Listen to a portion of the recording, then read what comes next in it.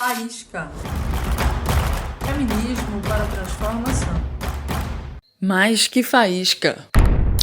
Mulherada botou quente nessas eleições e eu trago aqui nesse programa para vocês não uma, mas algumas análises feministas do resultado do primeiro turno das eleições. Minha primeira convidada para falar aqui sobre o que significou esse pleito para o movimento feminista é ninguém menos que a mulher mais votada da cidade do Recife, Dani Portela. Eu sou Dani Portela, mulher, negra, mãe, vereadora eleita da cidade do Recife. E a pergunta para mim é o que significa a eleição, esta eleição, né? E como eu vejo as conquistas do movimento feminista e antirracista. Essa eleição significou para mim um divisor de águas, um marco histórico, uma retomada dos espaços de poder.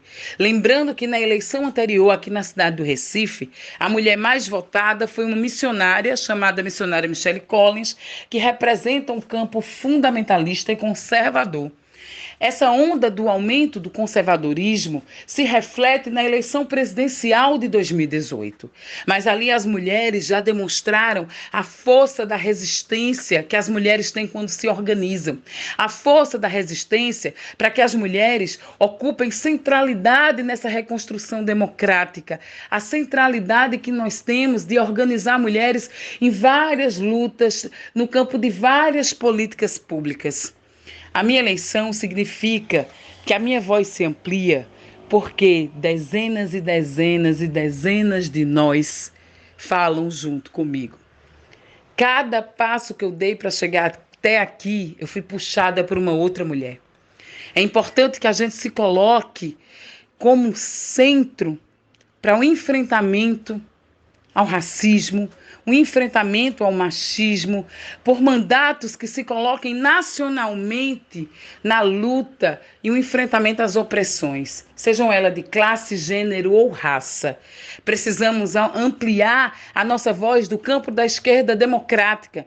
Mais mulheres foram eleitas nesse país, mais pessoas trans foram eleitas nesse país nessa eleição de 2020, mais mulheres trans e travestis, mais negros e negras. A gente enegreceu a política, esse voto foi feminista, nós votamos em mulheres negras, isso traz um simbolismo enorme, mas não só um simbolismo. A gente precisa transformar isso em ações, em práticas, em políticas públicas, em atuação na sociedade, organizada ou não, para a gente trazer outras mulheres para se somarem conosco.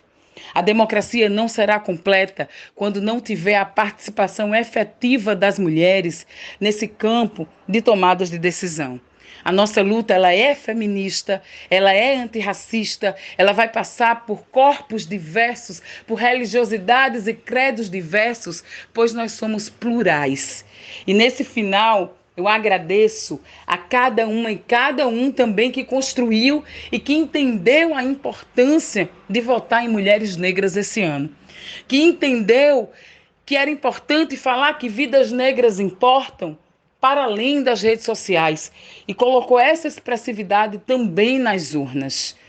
E que esse movimento feminista, antirracista, ele amplie como uma grande onda nesse país para refletir no processo eleitoral de 2022. É a retomada, é a nossa retomada dos territórios políticos do nosso país. E a revolução será feminista ou não será? Uma manhã eu acordei e ecoava ele não, ele não. Uma manhã eu acordei e lutei contra o opressor. Ele não. Somos Ele mulheres, não. Ele não. A resistência. Ele No não. Brasil Ele não. ser fascista. Ele não. Senhor, vamos Ele a não. lutar. Ele pra não. derrotar Ele não. O ódio Ele e pregar o amor. Ele não. Ele nunca mais na vida. Estamos comemorando não só as vitórias do campo da esquerda,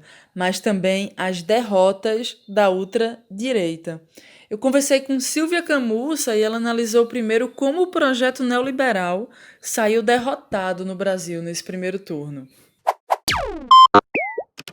Na minha lista de vitórias nessas eleições, o primeiro turno derrotou a crítica neoliberal à política. O neoliberalismo, essa doutrina, tem um dos objetivos a desqualificação da política. Eles desqualificam os políticos, a vida política, a ação política como algo que não presta. Embora todos os neoliberais concorram a espaços na política e disputam as decisões políticas a favor de seus interesses. Né? Mas é um estratagema desmobilizar os setores populares e a esquerda em relação à política. Então, eles não venceram, nós vencemos.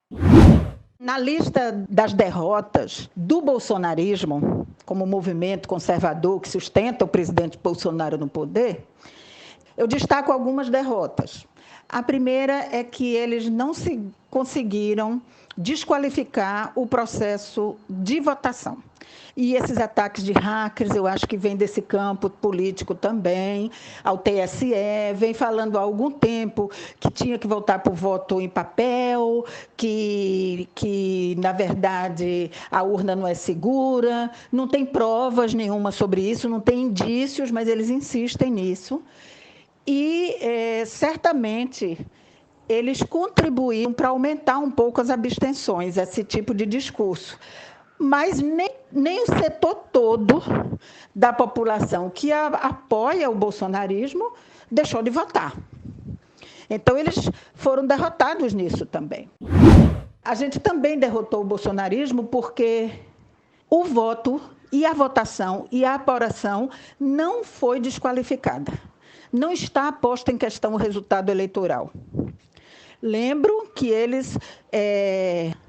Para construir o golpe, a ultradireita, lá em 2014, botou em questão o resultado eleitoral da vitória de Dilma. Quer dizer, essa estratagema vem dali, desde aquele tempo. Mas eles não conseguiram desqualificar o resultado do primeiro turno. Então, isso é uma derrota para eles, porque eles queriam ter melado a eleição. Mas alguém saiu melado, sim, dessas eleições, e foi o próprio presidente.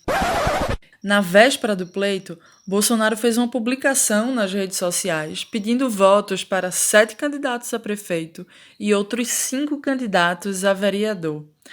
Depois das primeiras apurações virem à tona, o presidente apagou a postagem. Dos 7 indicados por Bolsonaro ao posto de prefeito, 5 não chegaram sequer ao segundo turno. Eu chamei de novo a analista política do SOS Corpo, Carmen Silva, para comentar esses resultados.